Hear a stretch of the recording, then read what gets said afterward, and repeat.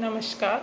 हम MA final group C paper 7 देखेंगे और आज का हमारा विषय है भारत में ब्रिटिश शासन के आर्थिक परिणाम एवं प्रभाव।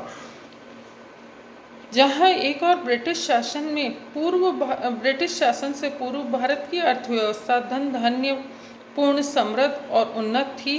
भारत का अतीत गौरवपूर्ण था। 17वीं शताब्दी में भारत संसार का सर्वाधिक धनी, एशिया की कृषि जननी तथा सभ्यता का औद्योगिक निर्माण गृह होने के साथ साथ आध्यात्मिक गुरु भी था। वही भारत ब्रिटिश शासन की घातक एवं दोषपूर्ण आर्थिक नीति के कारण स्वतंत्रता प्राप्ति तक आर्थिक शोषण और साधनों के बाह्य बहाव से आर्थिक पतन के गर्त में जा पहुंचा। अर्थव्यवस्था निष्क्रिय और मृतप्राय हो गई। देश में गरीबी और बेरोजगारी अपनी चरम सीमा पर पहुंच गई।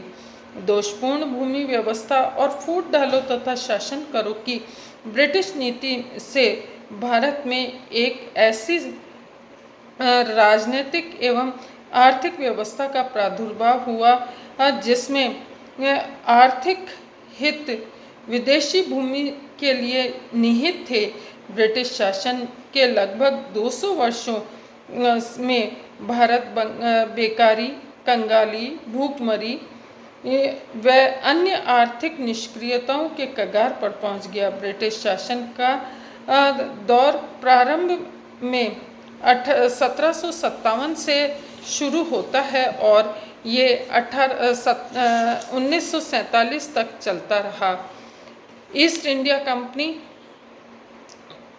का शासन 1858 तक चला और अंततः 1858 में भारत में ब्रिटिश सरकार ब्रिटिश गवर्नमेंट ऑफ इंडिया के रूप में बदलकर 1947 में 14 अगस्त 1947 को समाप्त हुआ। ब्रिटिश शासनकाल में भारतीय अर्थव्यवस्था पर कई अच्छे बुरे प्रभाव पड़े। इनकी संक्षिप्त विवेचना इस प्रकार की जा सकती है। पहला, कृषि क्षेत्र में दोषपूर्ण भूमि व्यवस्था। ब्रिटिश शासन के प्रारंभिक दौर में ईस्ट इंडिया कंपनी ने आधिकारिक भू राजस्व के लिए कृषकों में अधिकाधिक लगान की नीति का अनुसरण किया। परिणाम स्वरूप 1793 में बंगाल तथा उसके आसपास के क्षेत्रों में तथा बाद में सभी राज्यों में जमींदारी और जागीरदारी प्रथा ने कृषि में पतन का मार्ग प्रशस्त कर दिया। बम्बई और मद्रास में रैयतवाड़ी प्रथा ने भूस्वामियों को लगान जमा करने का उत्तरदायित्व सौंपा। इन दोनों प्रथाओं से यहाँ ब्रिटिश सरकार ने एक और अपने शासन में पिट्ठुओं की फौज तैयार की, वहीं दूसरी ओर उनके द्वारा भारी भू राजस्व वसूली में किसानों के शोषण का दौर निरंतर बढ़ता गया। इन शासकों तथा जागीरदारों की रुचि अधिकाधिक भू राजस्व संग्रह करने में थी, न कि कृषि के विकास और विस्तार में। सिंचाई सुविधाओं का नितांत अभाव से कृषि योग्य भूमि का केवल 20% भाग ही सिंचाई के लिए उपयुक्त था। इन जमींदारों ने न केवल कृषकों का शोषण किया वरन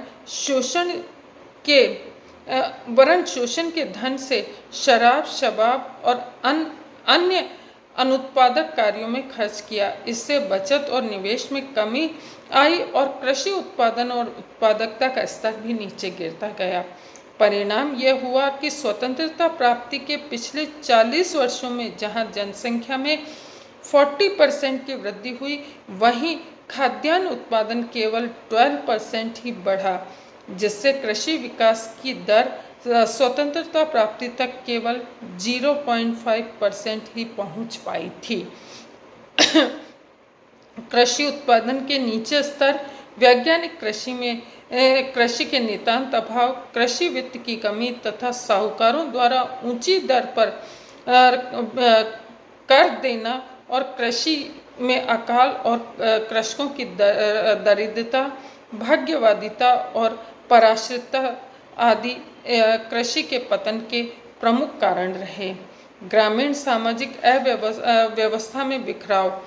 ब्रिटिश शासनकाल के पूर्व ग्रामों की सामाजिक व्यवस्था में जो सहयोग, सहिष्णुता और एकता थी, ब्रिटिश सरकार के द्वारा दोषपूर्ण भूमि व्यवस्था लागू करने तथा कृषि के व्यवसायीकरण के कारण धीरे धीरे यह व्यवस्था समाप्त हो गई। दोषपूर्ण भूमि व्यवस्था से जहां एक ओर कृषकों का शोषण होने लगा, वहीं दूसरी ओर ग्रामीण सामाजिक व्यवस्था में शोषक और शोषित के वर्गों का जन्म हुआ और दोनों एक दूसरे के कट्टर विरोधी हो गए। इति नमस्कार।